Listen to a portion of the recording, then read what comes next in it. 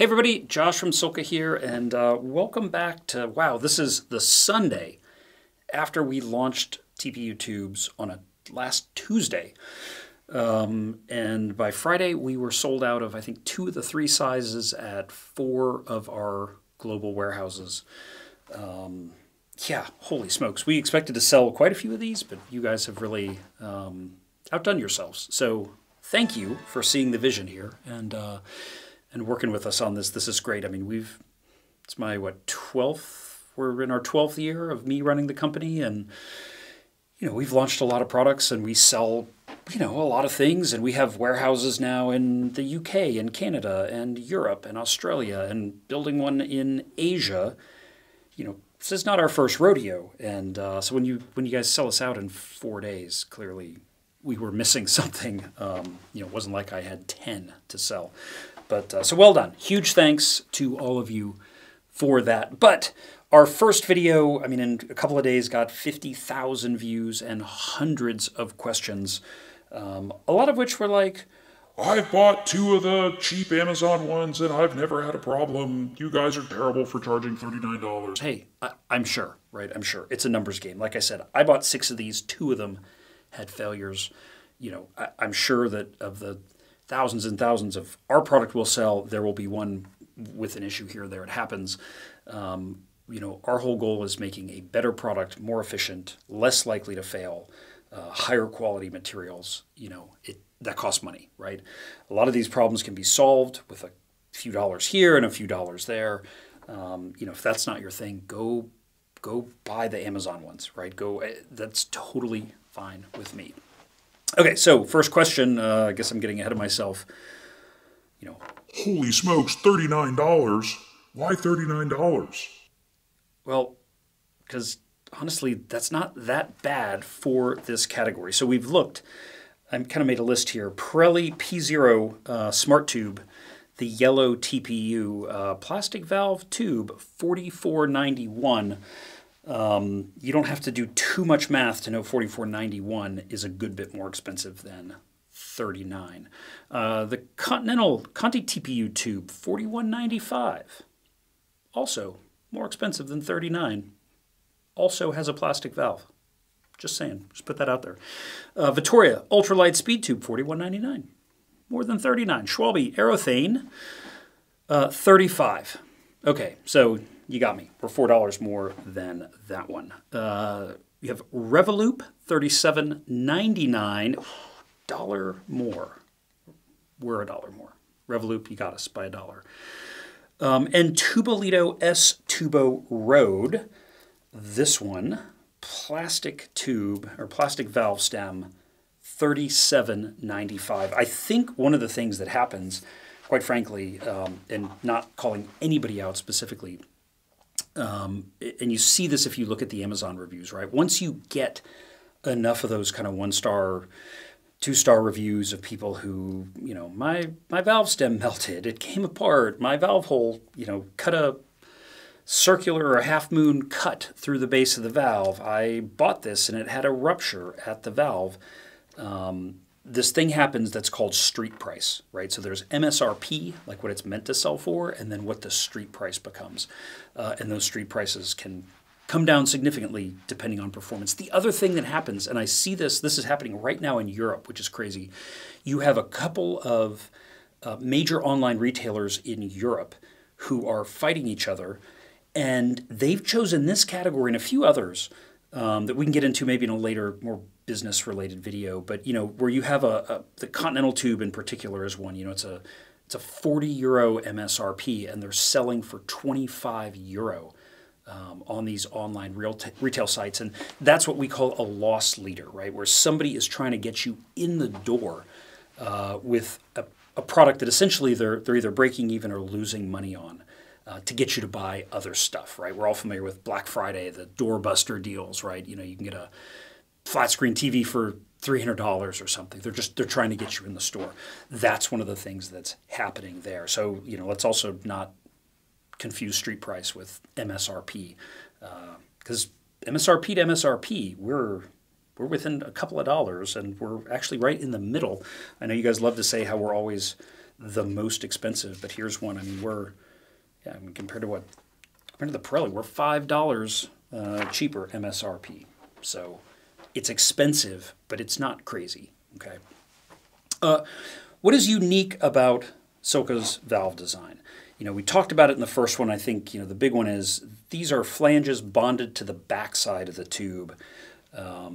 It's glue, it's plastic to plastic. What we've done here, I mean, when you look at this thing, this is a tubeless valve stem. Okay, so essentially it's part of the... How can it be $39 for a tube? Well, this is a full-on tubeless valve.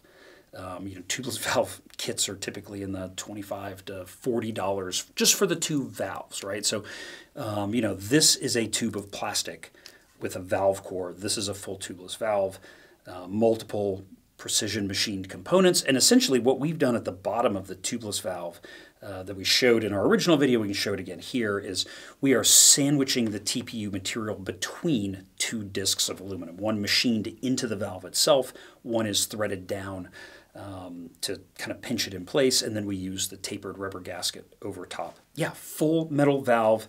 We had quite a few questions about replaceable valve cores. Yes, these valve cores are replaceable. Can you use extenders? Yes, any valve core replacing style extension can be threaded in there.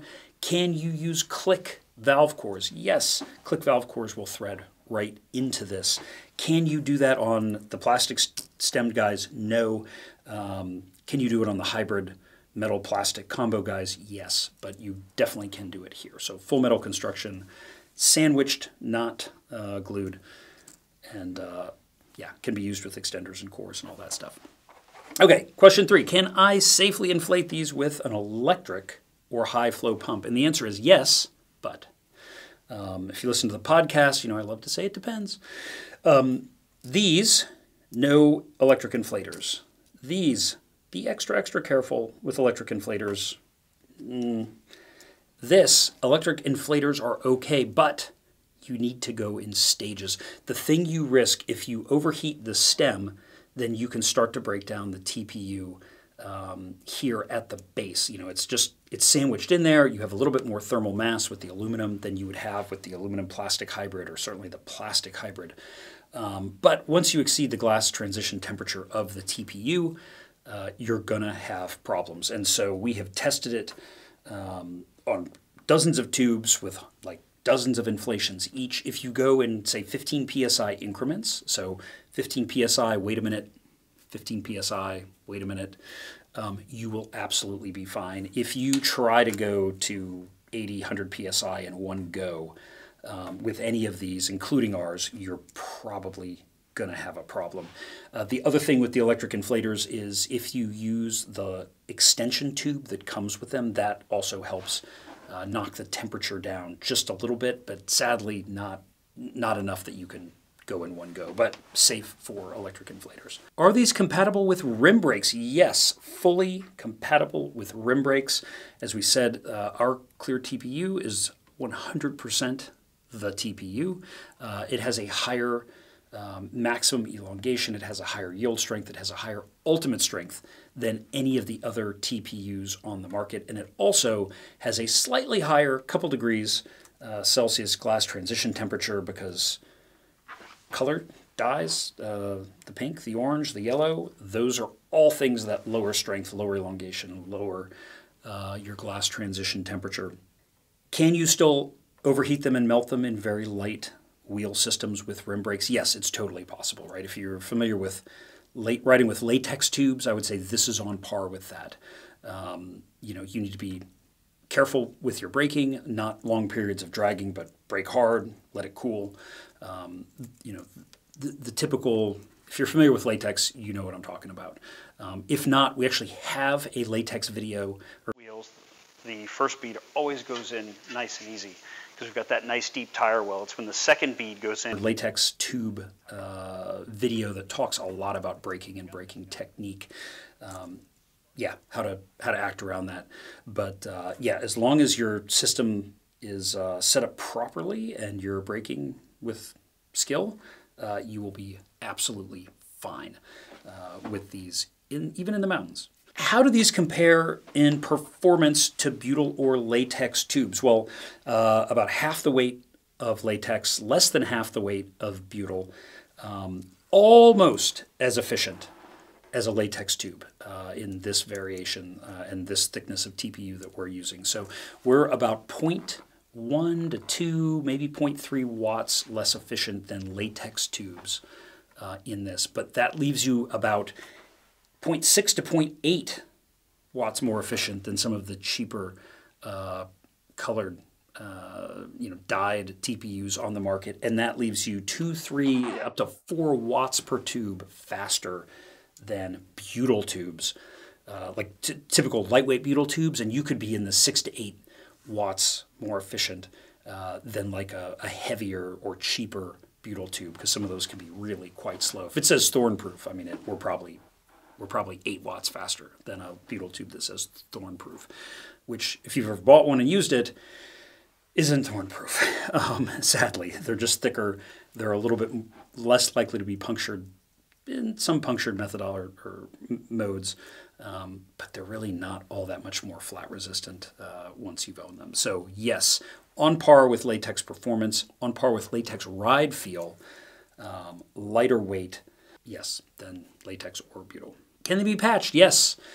Each one comes with an adhesive patch and an alcohol swab. You just have to clean it with the alcohol good to kind of prep the surface, and then you can apply it to an adhesive back patch, applies right to it, allow it to dry, takes a couple of minutes, get it back in there, inflate it. The pressure will, and the riding will actually help it begin to fuse over time, and it is a permanent patch. We had that question, does it just get you home or does it last? It is a permanent patch that will both get you home and then last for you. Why are they clear instead of covered? Oh man, I've so gotten ahead of that, because clear is better and because dyes change the behavior of plastics. Huge thanks to all the people in the comments. I love the Marginal Gains podcast questioners, the SILCA YouTube video people. There's one guy in there, color doesn't do nothing to plastic, LOL, snake oil. Love that comment, very class. And of course, like 3 comments later, there's someone, plastics engineer here. Yes, the plastics can dramatically change the way plastics.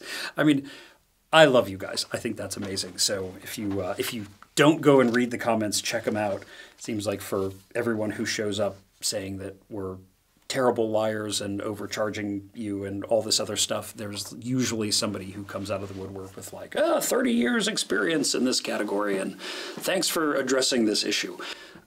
So I love you guys. Keep doing it. How durable are they over time? Quite frankly, they will last years and years. TPU is a very stable material. It should last every bit as long as a butyl tube, and honestly, probably a little bit longer than a natural latex tube, as the natural latex tubes can be affected by a lot of things, particularly ozone. And so I know we've certainly seen, like, you probably see this with your tires too.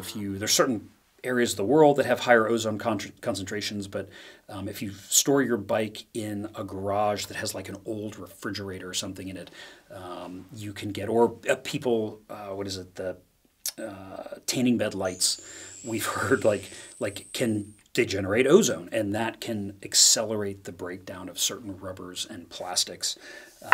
And so, TPU slightly less so than latex, and I would say on par with butyl. So if you don't flat them, you can expect years of use. Are they more puncture resistant than butyl or latex? Yes and no. So the very high strength, high elongation, they're actually slightly better at resisting pinch flats, but we're talking like in the couple percent in a lab sort of way. Like when you actually do bottom out on a pothole, do you really go, ooh, that was 3% worse than my last pothole that I hit? Technically, yes. It's honestly hard to say that it's really better there. And then from like a thorn or a glass puncture type, there's really no difference between any of those in the lab or I think in the real world. So hard to say there. I would say it is more abrasion resistant in some ways than latex tubes tend to be, but they are thinner than butyl. I think overall I'm going to say no. Probably, even though we could claim it as a lab result, in the real world, I'm not going to say they're any more puncture resistant than any other type of tube. Question 11, can I put sealant inside a SILCA TPU tube? Okay, you can, but here's the thing with sealant in tubes. Having the tube and the tire carcass together dramatically, and I mean dramatically, reduces the functionality of sealant, no matter what it is, So your best tube with sealant combo is a natural latex sealant with a natural latex tube, because those naturally want to stick together and seal the hole. So, but even with that, the problem you have running tubes and sealant is that, as the tire comes around, right, it's deforming to the road, the tube is in there, they're able to move slightly against each other. If the puncture is anything other than perfectly radial, what we find is that when it all comes back, the puncture in the tire and the puncture in the tube are slightly misaligned. And sealants rely on a sudden pressure drop.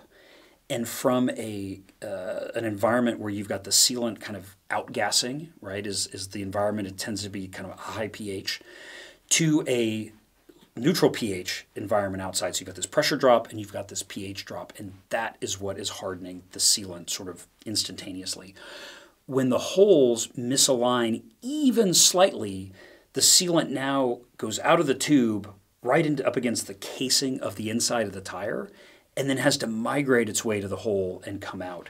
And so even if you're able to start to seal at the tire, you end up with the hole in the tube unsealed, and you end up with the tube more or less just leaking sealant into the tire carcass as you ride. So I would say any tube, any sealant combination takes your sealing likelihood from, call it a 60 to 90%, depending on your situation, air pressure, etc.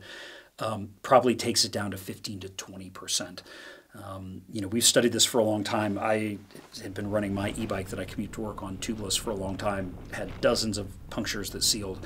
And then when we started trying to understand sealant in inner tubes, honest to God, I had 7 or 8 flats, not one of them sealed with the sealant, because every single one of them had this sort of scenario. So, there are even some TPU-specific sealants in the market.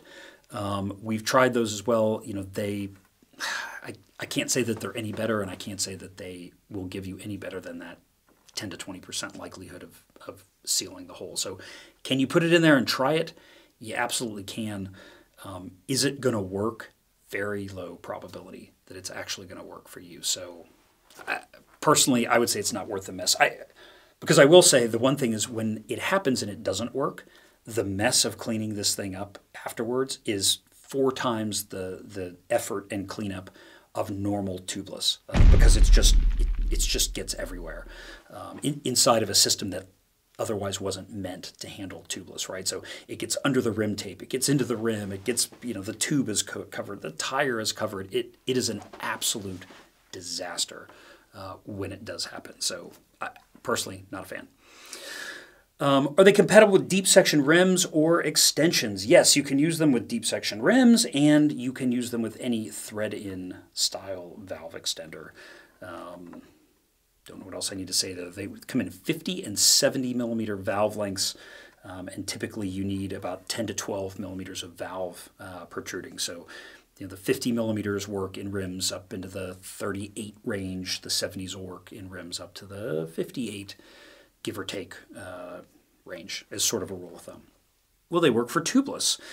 Well, they won't work in conjunction with tubeless in the moment, but they are amazing as spares for your tubeless setup. So if you're running tubeless with sealant, and you want to carry a spare just in case something doesn't go your way, then they absolutely make an amazing spare. I think case in point, Little Sugar last weekend, was it? Keegan Swenson, SILCA athlete, had a slice so large that he put 8 plugs into it, still wouldn't seal. It was, like this size of your thumb. It was huge. And ultimately ended up, it was a total loss, got everything out, used a gel packet as a tire boot with an inner tube, a TPU tube behind it, and that was enough to get him to the end of the race. So they work for tubeless as a spare. How many tubes do I get for the price? You get one per package, which includes a patch and an alcohol swipe. So if you're using it as a spare, it's kind of like having two spares in a sense. And what I love about them, and I don't have any folded up here, they're less than a third. In some cases, they're like a quarter the size of a butyl inner tube when they're all rolled up. So if you have a seat, like a little seat pack that has a tube in it, you can probably fit 2, if not 3 TPU tubes in that same space. And if you're doing that and you're carrying a little electric inflator like this, I mean, you're really, this guy is what, 4 CO2 equivalents. This guy is 12 CO2 equivalents. You can get through some serious shit with a good electric inflator and a handful of TPU tubes plus patches and alcohol wipes. One last thing that I almost forgot. When you pre-inflate the tube before you install it, you're going to want to pre-inflate it a tiny bit, right? You give it some body so you can tuck it in to the tire as you're kind of getting everything mounted. You really only want to go 1 to 2 PSI tops. I know a lot of people, you just blow into it with your mouth. It's kind of how I always do it. That is plenty to give it enough body to not pinch it. But especially with the electric inflators, if you go higher than about 8, 9, 10 PSI, you can risk rupturing the tube when it is not confined inside the tire. So 1 to 2 PSI tops for tube install. So yeah, last question, are TPU tubes worth it? Honestly, that is up to you. I get it. They are not cheap. They are not the $12 tubes of my youth. And they are not the $22 tubes of Amazon. But we think we've got a better product. It solves a lot of problems. I will say so many bike shops have gotten on the bandwagon. Here's one of the things that really sold us out quickly, saying, hey, we stopped carrying these things because we had so many problems. The customers are interested in the category, but it's just too many problems long term for us to be selling this and sending people out in the world only to have them have issues. And a lot of those shops who've given up on TPU have come back and are getting on with SILCA TPU. So, I think if you're that shop owner, not wanting to have you look your customer in the face and explain why they had to walk home or get an Uber, probably worth it. If you're me, not wanting to explain to your wife why she keeps losing air in her tires and not being able to refill them while she's working, probably worth it. If you're just looking to find kind of the least expensive option to get on with it, then they're probably not for you. Yeah. Anyway, I hope that answered some of your questions, maybe most, I'm sure not all. Again, as always, give us a like and a follow. Leave your questions, comments, funny stories, whatever you got below. We always love hearing them. And again, so many of these videos come from your questions and comments and stories and ideas. So please, collaborate with us and help us make more of these videos so we can all, keep the conversation going. Thanks for watching.